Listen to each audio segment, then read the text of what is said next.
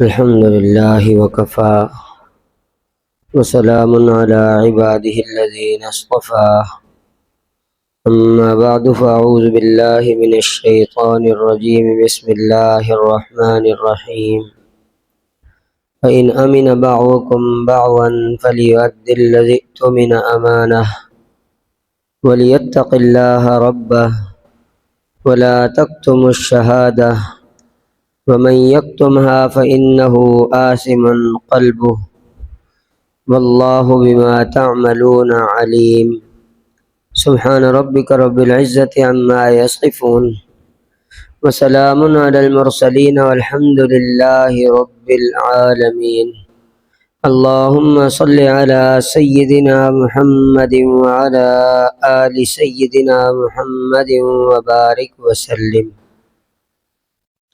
اللہ رب العزت اپنے قرآن عظیم الشان کے اندر ارشاد فرماتے ہیں فَإِنْ أَمِنَ بَعْضُكُمْ بَعْضًا، پھر اگر تم ایک دوسرے پر اعتماد کرو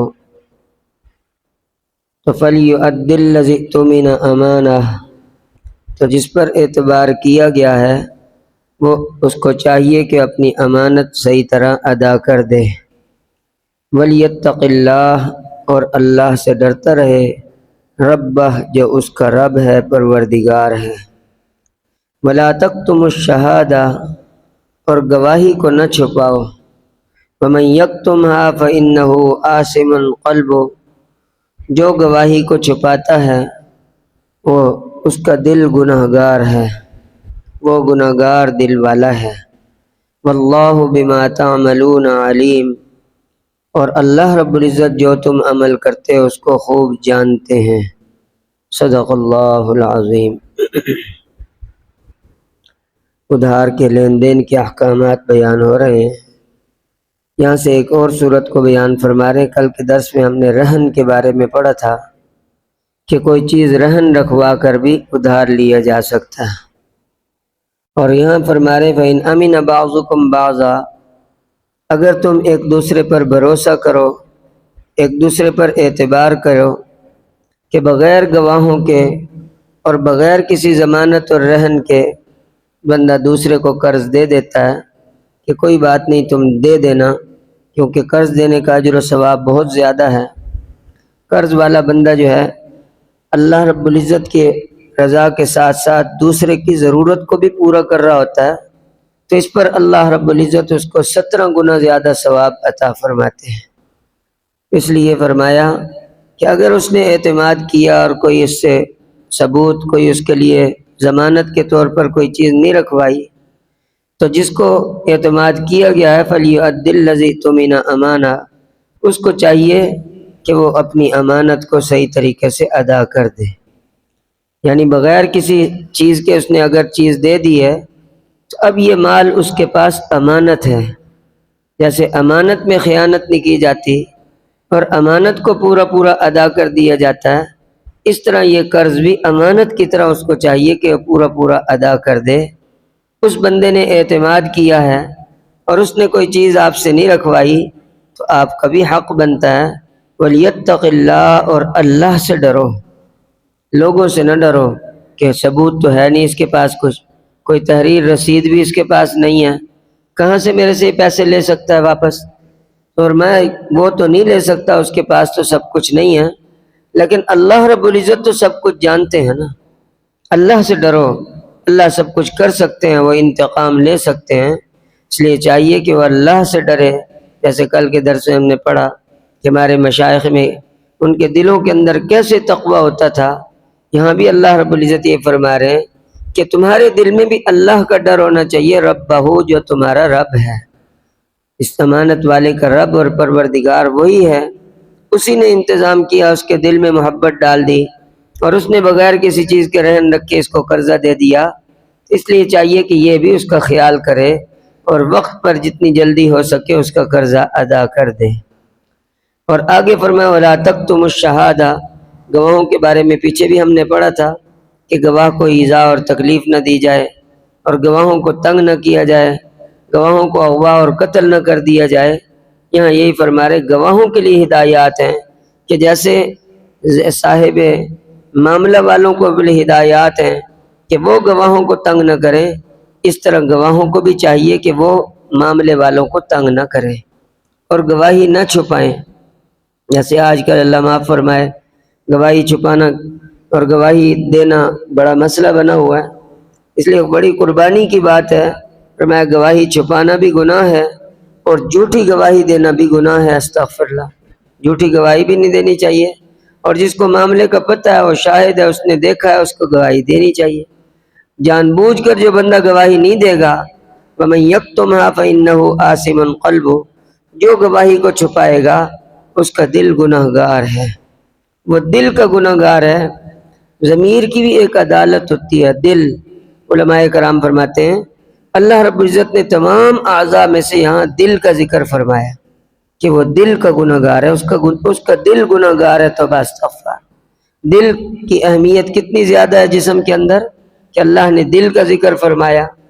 اس لیے فرماتے ہیں کہ دل جو ہے وہ سلطان البدن ہے، پورے بدن کا بادشاہ ہے، کیونکہ پورے بدن پر حکومت دل کی چلتی ہے۔ انسان کیا کہتا ہے؟ میرا دل نہیں چاہ رہا دیکھنے کو، میرا دل نہیں چاہ رہا بولنے کو، میرا دل نہیں چاہ رہا سننے کو، کھانے کو، پینے کو، چلنے کو، ہر چیز اس دل کے ماتحت ہے۔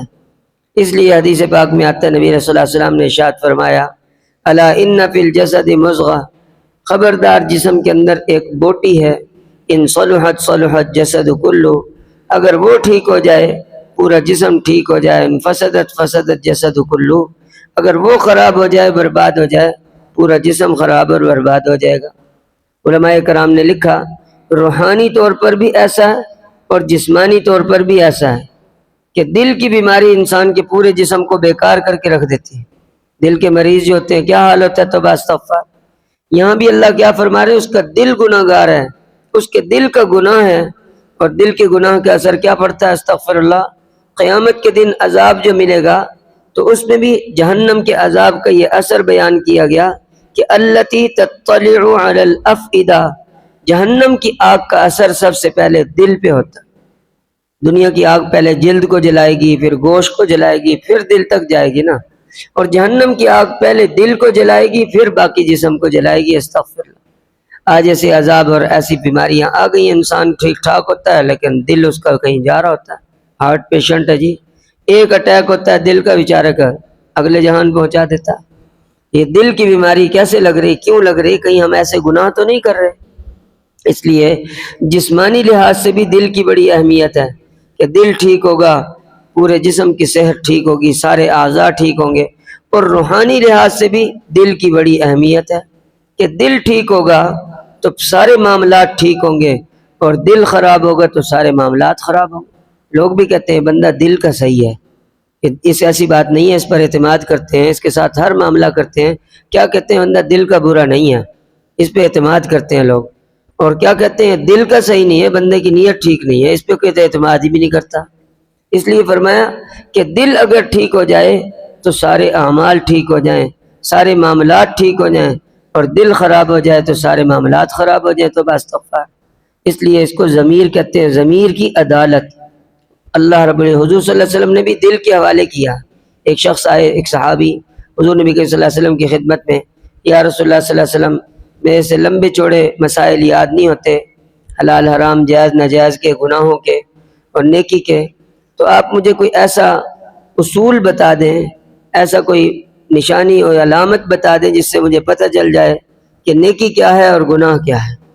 حضور نبی کریم صلی اللہ علیہ وسلم نے اس کو ارشاد فرمایا کہ دیکھو جو کام بھی تم کرنے لگو تو یہ دیکھ لیا کرو کہ اگر وہ کام تمہارے دل میں کھٹکے، دل اس پر کیا ہے؟ تذبذب کا شکار ہوتا ہے، نہیں کرنا چاہیے، کرنا چاہیے، نہیں کرنا چاہیے، دل میں کھٹکے، اور وہ کریہ ان یطلع علی الناس، اور تو اس بات کو ناپسند کرے کہ لوگ اس پر مطلع ہوں گے، لوگوں کو پتہ نہ چل جائے، تو سمجھ لو کہ وہ گناہ کا کام ہے۔ ضمیر کی عدالت انسان کو خود ہی بتا دیتی ہے گناہ کا کام ہے۔ لوگ آ کر پوچھتے ہیں نا کہ جناب ہم ایسے کرتے ہیں اور ایسے چیز میں ایسے ملا دیتے ہیں، تو دل ہی ان کو کہہ رہا ہوتا ہے کہ آپ خود ہی بتاؤ کہ یہ جائز ہے کام، یہ کام ٹھیک ہے کہ نہیں؟ ٹھیک لگتا تو نہیں ہے، دل خود بتا رہے جب ٹھیک نہیں ہے تو پھر کیوں کرتے ہو غلط کام؟ اللہ کے ہاں بھی وہ کام ٹھیک نہیں ہے۔ جی ہاں، संवरा हुआ दिल खुद ही बता देता है बंदे को कि गुनाह क्या है और नेकी क्या है। इसलिए फरमाया जिस काम में बेधड़क बंदा करने को चाहे, अब नमाज पढ़ने को दिल कभी करता है ऐसे कि नहीं पढ़नी चाहिए, नहीं पढ़नी चाहिए, नहीं, दिल कहता नमाज तो पढ़नी चाहिए। इस तरह झूठ बोलने के वक्त क्या कहेगा, गुनाह और चोरी करते वक्त दिल क्या कहेगा, नहीं चोरी नहीं करनी चाहिए, किसी को पता चल गया तो बेइज्जती होगी, क्या फायदा यार, ऐसा काम नहीं करना चाहिए, अस्तगफिरुल्लाह। तो दिल बंदे को रोक देता है। इस फरमाया अल्लाह रब्बुल इज्जत ने भी यहाँ दिल का जिक्र कर फरमाया फ़इन्नहु आसिमुल क़ल्बु, वो दिल का गुनाहगार है, वो ज़मीर का कैदी है। सारी जिंदगी उसका ज़मीर उसको मलामत करता रहेगा कि हाय अफसोस कि तूने गवाही न दी, तूने उनकी गवाही छुपा दी, तेरे गवाही न देने की वजह से फलां बंदे को फांसी पे चढ़ा दिया गया, तेरी गवाही न देने की वजह से फलां बंदे का हक मारा गया, उसका मकान दूसरों के कब्जे में चला गया, तेरे गवाही न देने की वजह से फलां नुकसान हो गया, फलां नुकसान हो गया। सारी जिंदगी उसका दिल उसको मलामत करता रहेगा। ये ज़मीर का कैदी सारी जिंदगी अपने ज़मीर की मलामत सहता रहेगा, अस्तगफिरुल्लाह। इसलिए फरमा वला तक्तुम शहादा, हक मामले में गवाही को छुपाना नहीं चाहिए, गवाही दे दो ताकि हक वाले को हक मिल सके।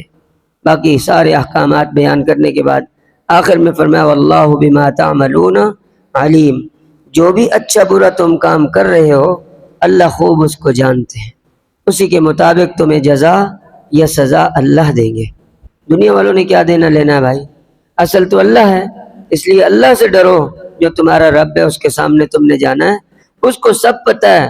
दुनिया वालों को चक्कर दिया जा सकता है, दुनिया वालों के सामने झूठ बोला जा सकता है, दुनिया वालों से बचा सकता है बंदा, अल्लाह से कोई नहीं बच सकता। वो अलीम सब कुछ जानता है, जो तुम अमल करते हो उसको सब पता है। इसलिए तुम अल्लाह से डरो और अपने मामलात को सही करो। अल्लाह इज़्ज़त मुझे और आपको हम सबको दीन के तमाम अहकामात सही तौर पर सीखने की और उसके मुताबिक अमल करने की तौफीक नसीब फरमाए। आमीन व आखिर दावाना अल्हम्दुलिल्लाहि रब्बिल आलमीन। सुब्हान रब्बियल अलिय्यिल अल वहाब। अल्लाहुम्मा सल्लि अला सय्यिदिना मुहम्मद व अला आलि सय्यिदिना मुहम्मद व बारिक वसल्लिम। रब्बना ज़लमना अनफुसना व लम तग़फिर लना व तरहमना लनकूनन्ना मिनल खासिरीन। हे करीम परवरदिगार, हम आपके आजिज़ मिस्कीन फ़कीर गुनाहगार कमज़ोर बंदे हैं।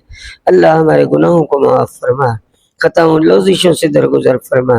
रब्बे करीम हमारे टूटे फूटे अमाल को कबूल फरमा, इस कहने सुनने को कबूल फरमा, जो कुछ पढ़ा सुना अमल की तौफीक नसीब फरमा।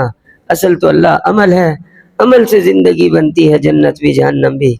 अल्लाह अच्छे काम करने की तौफीक अता फरमा, हमें जन्नत वाले काम करने की तौफीक नसीब फरमा और जहन्नम और अजाबों वाले कामों से हमारी हिफाजत फरमा, हर बुराई से हमें महफूज फरमा, हमारी हाजतें ज़रूरतें अपने गैब के ख़जानों से पूरी फरमा, परेशानियों को ख़त्म फरमा, बीमारियों से शिफा अता फरमा। करीम परवरदिगार हमारी इन दुआओं को कबूल फरमा। रब्बे करीम जो मांगा वो भी अता फरमा, जो नहीं मांग सके आप अपने फजल करम से वो भी नसीब फरमा दे। रब्बना तक़ब्बल मिन्ना इन्नका अंतस समीउल अलीम व अरिना मनासिकना व तुब अलैना इन्नका अंतत तव्वाबुर रहीम।